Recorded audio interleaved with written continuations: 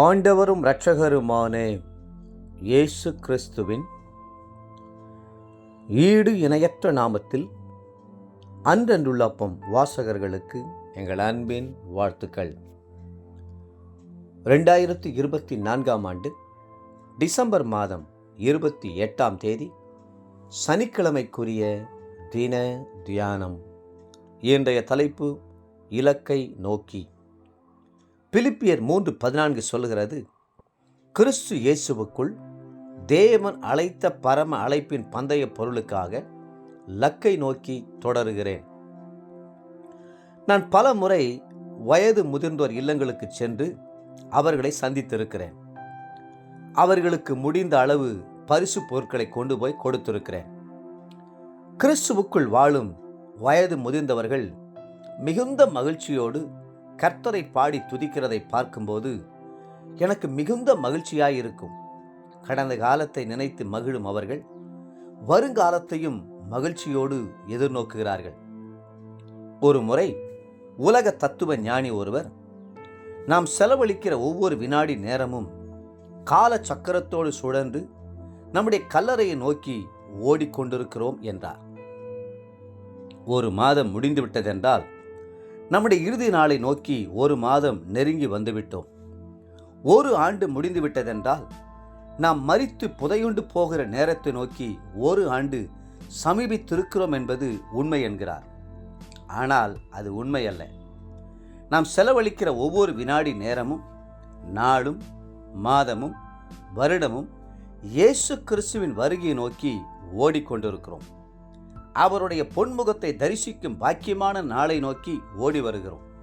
அவரை கண்டு ஆனந்த களிப்போடு முத்தமிடும் நாளை நோக்கி ஓடிக்கொண்டிருக்கிறோம்.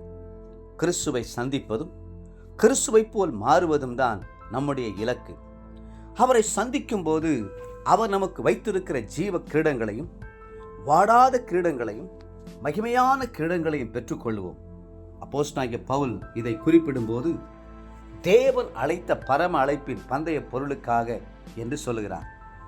கிறிஸ்துவை ஏற்றுக்கொள்ளாமல் பாவத்தில் ஜீவிக்கிற மற்றவர்களும் கூட கல்லறையை நோக்கி ஓடுவதில்லை. அவர்கள் நியாயத்தீர்ப்பின் நாளை நோக்கி ஓடுகிறார்கள். பூமியிலே தாங்கள் செய்த ஒவ்வொரு கிரியைகளுக்கும் தக்கதான பலனை பெற ஓடுகிறார்கள். சிலர் பாதாளத்தை நோக்கி ஓடுகிறார்கள், சிலர் நித்திய இருளை நோக்கி ஓடுகிறார்கள். கிறிஸ்து கல்வாரி சிலுவையின் மரணத்தின் மூலமாக மரணத்தை ஜெயிக்கும் வழியை நமக்கு போதித்திருக்கிறார். ஆகவே வயது முதிர்வதை குறித்து நாம் கவலைப்பட வேண்டியதில்லை. மோசேக்கு 120 வயது ஆகியும் அவர் முன்னேறிக்கொண்டே இருந்தார். தன்னுடைய சந்ததி சுதந்திரித்துக் கொள்ளப் போகிற பாலும் தேனும் ஓடுகிற கானானை நோக்கி பார்க்கும்படி அந்த முதிர்ந்த வயதிலும் நேபா மலையில் இருக்கும் பிஸ்காவின் கொடுமுடியில் ஏறினார்.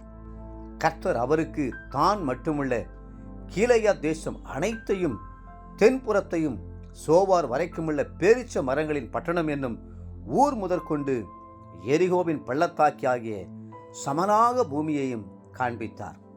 உபாகம் 34 1 3 முடிய. மரிக்கும் போது கூட அவருடைய கண்களில் மேன்மையான தரிசனம் இருந்தது.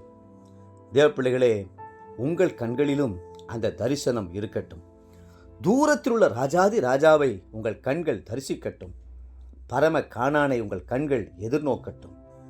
இலக்கை நோக்கி தொடர்வீர்களாக. இன்றைய நினைவிற்கு உபாகமம் 34:7. மோசே மரிக்கிற போது 120 வயதாயிருந்தான். அவன் கண் இருளடையவும் இல்லை, அவன் பலன் குறையவும் இல்லை. இன்றைய வேத வாசிப்பு காலை சகரியா 5, 6, 7 மற்றும் 8 அதிகாரங்கள். மாலை வெளிப்படுத்துகிற விசேஷம் 19 அன்புக்குரிய அன்றன்றுள்ள வாசகர்களே, மீண்டும் உங்களை வாழ்த்துகிறோம். இலக்கை நோக்கி தொடர்ந்து ஓடுங்கள்.